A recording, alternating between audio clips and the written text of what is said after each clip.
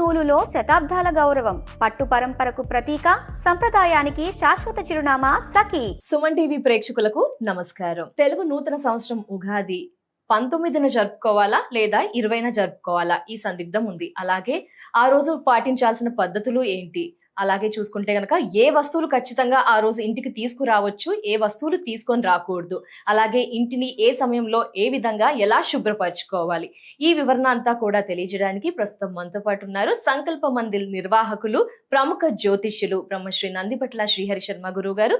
వారితో మాట్లాడి మరిన్ని వివరాలు తెలుసుకుందాం. గురుగారు నమస్కారం. గురుగారు, వాగర్థ వివ సంపృక్తౌ వాగర్థ ప్రతిపత్తయే జగతః పితరౌ వందే పార్వతీ పరమేశ్వరౌ ఆదిత్యాయ చ సోమాయ మంగళాయ బుధాయ చ గురుశుక్ర శనిభ్యశ్చ రాహవే కేతవే నమః. శృంగేరి జగద్గురు పీఠాధిపతులకి, కంచి పీఠాధిపతులకి నమస్కారములు తెలియజేసుకుంటూ కార్యక్రమాన్ని ప్రారంభిద్దాం. గురువు గారు, మరి 19న జరుపుకోవాలా 20న, ఏ వస్తువులు తెచ్చుకోవాలి, ఏవి తెచ్చుకోకూడదు, అసలు ఆ రోజు తెచ్చుకోకూడదు, ఇంటిని ఏ విధంగా ముందునే శుభ్రపరచుకోవాలా, ఆ వివరాలన్నీ కూడా తెలియజేస్తారా గురువు గారు? తప్పకుండానమ్మా. వీక్షించేటువంటి సుమన్ టీవీ ప్రేక్షకులకి శ్రీ పరాభవనామ సంవత్సర యుగాది శుభాకాంక్షలు, మీకు మీ యాజమానికి కూడా. తప్పకుండా, ధన్యవాదాలు గురువు గారు. గమనించుకున్నట్లయితే చాలామందికి ఉండేటువంటి సందేహం, ఈ సంవత్సరం 19వ తారీఖున వస్తుందా ఉగాది, 20వ తారీఖున జరుపుకోవాలా? ఎందుకు అనంటే 19వ తారీఖు రోజున ఉదయం 6:52 వరకు అమావాస్య ఉండి తదనంతరం పాడ్యమి అంతా కూడా వ్యాప్తి చెంది ఉంది కాబట్టి 19వ తారీఖు రోజునే మనం ఉగాది జరుపుకోవాలి. దీనికి 2 ఉదాహరణలు చెప్తానమ్మా. సంకష్టహర చతుర్థి చేసుకుంటారు. సాయంకాల ప్రదోషకాల సమయానికి రాత్రి అంతా కూడాను చవితి ఉన్నప్పుడే సంకష్టహర చతుర్థి, ఉదయం పూట చవితి కాదు. అలాగే మాస శివరాత్రి, మహాశివరాత్రి కూడా సాయంకాలం నిశి సమయంలో చతుర్దశి తిథి ఉండాలి. ఆ రోజే, అనగా ఉదయం పూట త్రయోదశి ఉన్నప్పటికీ రాత్రిపూట చతుర్దశి ఉంటేనే మహాశివరాత్రి లేదా మాస శివరాత్రి. అదేవిధంగా అమావాస్యకు ఉన్నటువంటి లక్షణం ఏంటంటే మధ్యాహ్నం అంతా కూడాను వ్యాప్తి అయి ఉండాలి. కాబట్టి పాడ్యమి అంతా 19వ తారీఖు నాడు వ్యాప్తి అయి ఉంది. సూర్యోదయానికి కొన్ని ఘడియలు మాత్రమే ఈ యొక్క అమావాస్య ఉంది కాబట్టి 19వ తారీఖు రోజునే వీక్షించేటువంటి ప్రేక్షకులందరూ కూడా ఈ యొక్క నూతన సంవత్సర పరాభవ ఉగాది పండుగను జరుపుకోవడం అనేటువంటిది శాస్త్రోక్తముగా నిర్ణయించడమైనదని చెప్పవచ్చు. మాలో సందేహం అయితే నివృత్తి చేశారు గురుగారు. మరి ఎలా శుభ్రపరచుకోవాలి, ముందు రోజే అంటారా, ఏ విధంగా, ఏ సందర్భంలో, ఏ సమయంలో, అదంతా కూడా ఒకసారి వివరిస్తారా గురుగారు? తప్పకుండానమ్మా. వారంలలోకెల్లా మంగళ శనివారాలు అనేటువంటివి సాధారణంగా ఇంటిని శుభ్రపరచుకోవడానికి అనుకూలము కాదు. ఇక అలాగే అమావాస్య తిథులలో ఇది శుభ్రపరచుకోకూడదు. ముందు రోజు 18వ తారీఖు రోజున బుధవారం నాడు 8 గంటల తర్వాత ఈ యొక్క అమావాస్య ప్రారంభమవుతుంది కాబట్టి అమావాస్య రోజున మనం ఎట్లాగో శుభ్రపరచుకోకూడదు. తర్వాత ముందు రోజు చూద్దాము, 17వ తారీఖు అంటే మంగళవారం అయింది కాబట్టి వారం పనికిరాదు. సోమవారం నాడు ద్వాదశి ఉదయం 8:00 వరకు ఉంది కాబట్టి తదనంతరం ఈ యొక్క సోమవారం త్రయోదశి తిథి గడియలు ప్రారంభమైన తర్వాత అంటే 9 తర్వాత ఇల్లంతా కూడాను, మీరు అనగా వీక్షించేటువంటి సుమన్ టీవీ ప్రేక్షకులు, ఇంటినంతా కూడాను బూజు దులుపుకోవడము, శుభ్రపరచుకోవడము, ఇల్లంతా కూడా చక్కగా నీట్గా కడుక్కోవడం అనేటువంటిది సోమవారం నాడు చేసుకుంటే చాలా మేలు. అయితే ఇప్పుడు ఈ వీడియో ప్రసారం అయ్యే సమయానికి కొంతమంది మంగళవారం నాడు, బుధవారం నాడు చూస్తుండవచ్చు. అయ్యో, మనం సోమవారం నాడు చూడలేకపోతే ఈ వీడియో, మరి సోమవారం నాడు జరుపుకోలేకపోతున్నాము, ఇంట్లో ఇల్లంతా శుభ్రపరచుకోలేకపోతున్నాం, మరి ఇంకెప్పుడు ఆప్షన్ అంటే 6:52 19వ తారీఖు రోజున అమావాస్య ఉంది కాబట్టి 7 గంటల నుంచి 8 గంటల లోపలైనా కానీ ఇల్లంతా శుభ్రపరచుకోవాలి. ముఖ్యంగా సోమవారం రోజు అనగా 16వ తారీఖు రోజునైనా లేదా 19వ తారీఖు ఉదయం 8 to 9 మధ్య కాలంలోనైనా కానీ ఇల్లంతా కూడా శుభ్రపరచుకొని బూజు దులుపుకొని పూజా మందిరంలో ఉన్నటువంటి వస్తువులన్నీ కూడా చాలా చక్కగా శుభ్రంగా కడుక్కొని చిత్రపటాలన్నీ క్లీన్ చేసుకొని ఇక దీపారాధన కుందులు అవన్నీ కూడా శుభ్రపరచుకోవాలమ్మా. అయితే ఇంటిని శుభ్రపరచుకునే విషయంలో కూడా ఇంట్లో అప్పటి వరకు ఉన్నటువంటి నకారాత్మకమైన శక్తి అంటే నెగిటివ్ ఎనర్జీ పోయి పాజిటివ్ ఎనర్జీ రావాలి. పాజిటివ్ ఎనర్జీ అంటే ఏం లేదమ్మా, దేవతా శక్తి అని అంటారు. కాబట్టి మనం చక్కగా ముందుగా ఇల్లంతా కూడాను కడుక్కొని ఒక మంచి నీరు బకెట్లలో ఇల్లంతా కడుక్కొని శుభ్రపరచుకొని మాఫేసి తుడిచిన తర్వాత మంచి నీటిలో గోమూత్రము కొంత, గంగా జలములు కొంత, అలాగే జాజికాయ, జాపత్రి, ఇలాచి, పచ్చకర్పూరం వీటన్నిటిని మెచ్చగా దంచి పొడి, అలాగే గళ్ళ ఉప్పు కొంత, పసుపు కొంత వేసి బాగా కలియబెట్టిన తర్వాత ఆ నీటితో ఒక పొడిగుడ్డను ముంచి మొత్తం ఇల్లంతా కూడాను మళ్ళీ ఒకసారి తుడిచిన, పూజా మందిరాన్ని, దేవతా వస్తువుల్ని చక్కగా తుడిచిన, ఆ దేవతా చిత్రపటాలకి సంబంధించి చక్కగా కడుక్కున్న, ఆ యొక్క నెగిటివ్ ఎనర్జీ ఇంట్లో ఉన్నదంతా పోతుంది. తదనంతరం ధూపం వేయాలమ్మా. అంటే ధూపము అన్నప్పుడు ఇక్కడ సాంబ్రాణి, గుగ్గిలము, మైషాచి ఇవన్నీ కూడా పూజా స్టోర్లో దొరుకుతాయి. వాటన్నిటితో కూడా కొద్ది కొద్దిగానే తెచ్చుకొని మనం ఇల్లంతా కూడా ధూపం వేస్తే ఆ నెగిటివ్ ఎనర్జీ పూర్తిగా వెళ్ళిపోయి దేవతా శక్తి అనేటువంటిది మన యొక్క ఇంట్లో ప్రవేశం చేస్తుంది. ఉగాది సందర్భంగా ఈ విధంగా ఇంటిని శుభ్రపరచుకోవడం ద్వారా మన ఇల్లంతా కూడాను శోభాయమానంగా ఉండడం, పిల్ల పాపలతో ఈ సంవత్సరం అంతా కూడా ఆనందంగా జీవించడానికి దేవతానుగ్రహాన్ని పొందడం అనేటువంటిది తప్పనిసరి. కాబట్టి ఈ విధంగా చక్కగా ఇంటిని శుభ్రపరచుకోవడం ద్వారా దేవతానుగ్రహాన్ని పొందవచ్చు. ఎస్ గురుగారు, ఎలా శుభ్రపరచుకోవాలో చాలా చక్కగా క్లుప్తంగా అర్థమయ్యేలా తెలియజేశారు గురుగారు. ఇంకే సందేహం ఏంటి అంటే గురుగారు, ఏ వస్తువులు తెచ్చుకోవాలి, ఏవి తెచ్చుకోకూడదు, ముందుగానే తెచ్చుకుంటే ఏం తెచ్చుకోవాలి, ఆ రోజు తెచ్చుకుంటే ఏంటి కొత్త వస్తువులు, అస్సలు తెచ్చుకోకూడదని కూడా కొన్ని ఉంటాయి కదా, ఏంటి తెలియజేస్తారా గురుగారు? మనకు ప్రధానంగా ఈ సంబంధించినటువంటి ఉగాది సందర్భంగా కొన్ని వస్తువులను గనక మనకు నమ్మకం, విశ్వాసం, మూఢనమ్మకం కాదమ్మా, అనాదిగా వస్తున్నటువంటి ఆచార సాంప్రదాయం.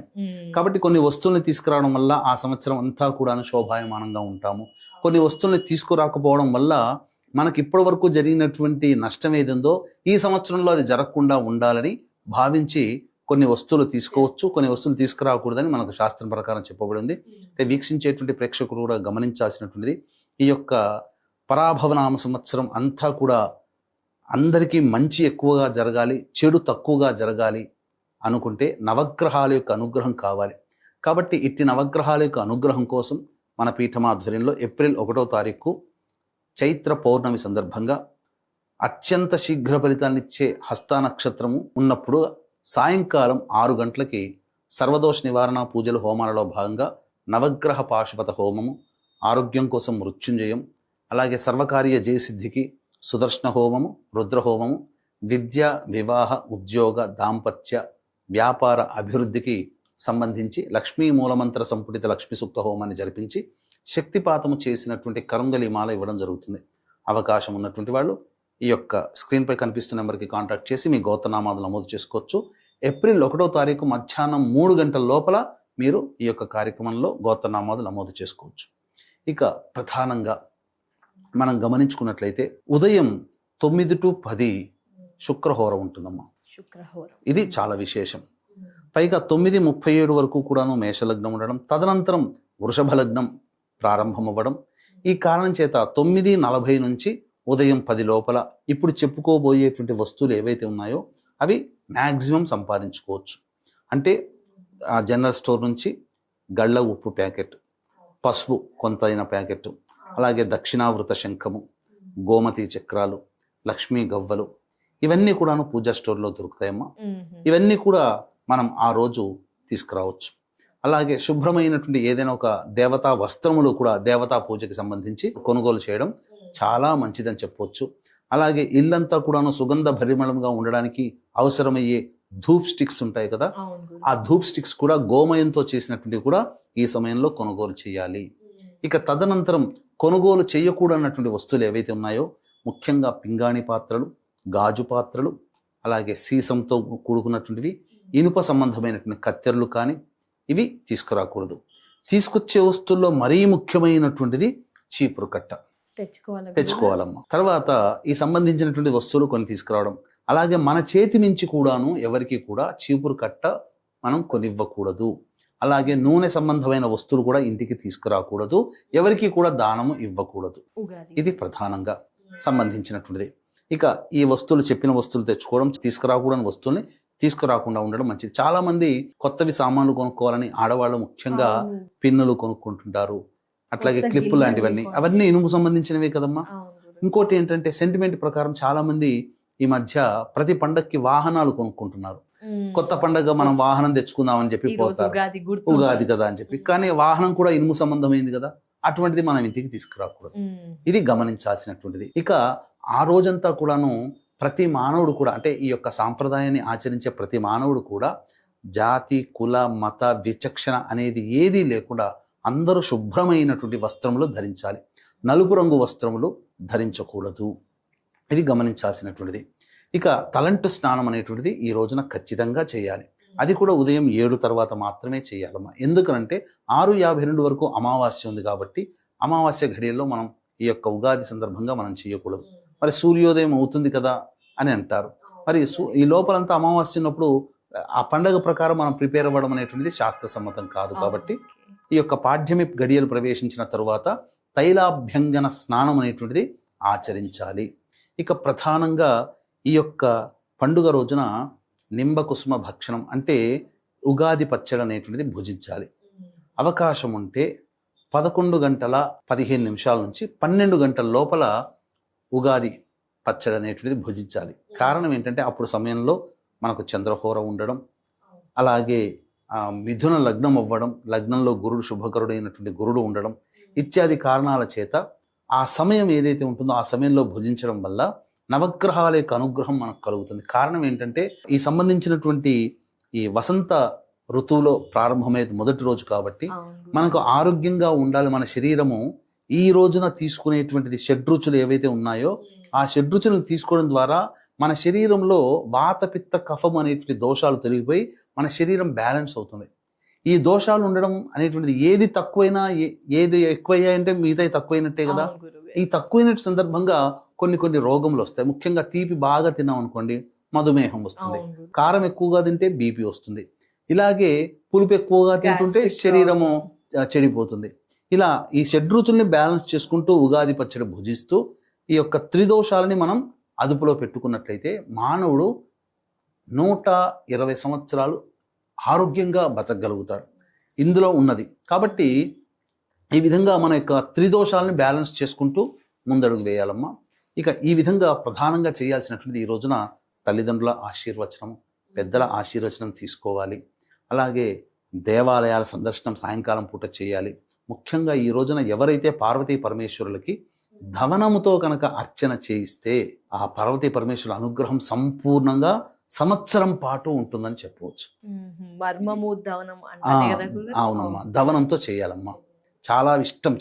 ఈ కాలంలో ఈశ్వరుడికి ధవనంతో ఎవరైతే అర్చన చేస్తారో పార్వతీ పరమేశ్వరుల సంపూర్ణ కుమారస్వామి అంటే ఎంత ఇష్టపడతాడో మనల్ని కూడా అంత ఇష్టపడతాడు.